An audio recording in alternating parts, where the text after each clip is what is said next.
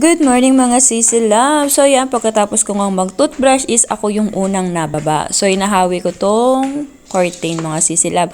So hindi ko talaga binubuksan sa umaga itong mga bintana kasi nga is napakalamig dito sa umaga. So yan, hinahawi lang natin tong kurtina para merong liwanag sa loob ng bahay. So yan mga sisi love, ganyan ang aking eksena tuwing umaga. Pero ang una talagang nagigising is si Imale. Pero mas nauuna akong bumaba at nagpe-prepare ako ng kanilang breakfast.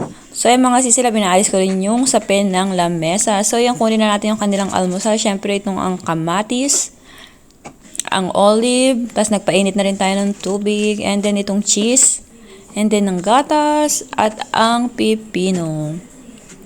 And then syempre itong palaman nila sa tinapay, yung kumos. So yan mga sisila, magtotoast din tayo ng kanilang tinapay. So, yung tinapay na yan is galing yan sa pinupuntahan niya doon sa Moadon. Kung tawagin dito mga sisilab. So, yan, magpe-prepare din tayo ng kanilang kape. So, naglalagay din ako ng tubig para kay Aba kasi nga is marami siyang iniinom na gamot.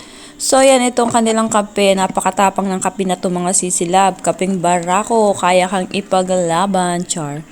So, yan si Ima talaga is yan lang kanyang kinakape. Hindi siya nagkakape ng may gatas dahil hindi niya gusto ang lasa ng gatas at ang cheese. So, yan kay Aba, ito lalagyan natin ng konting gatas. So, ayan. Unahin kong haluin yung kay Ima. So, ayan, preparing naman tayo ng kanilang pagkain. So, yan lang talaga yung kanilang pagkain sa umaga, mga sisilab.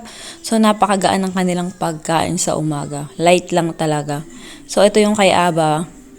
And then, ito naman yung kay Imale.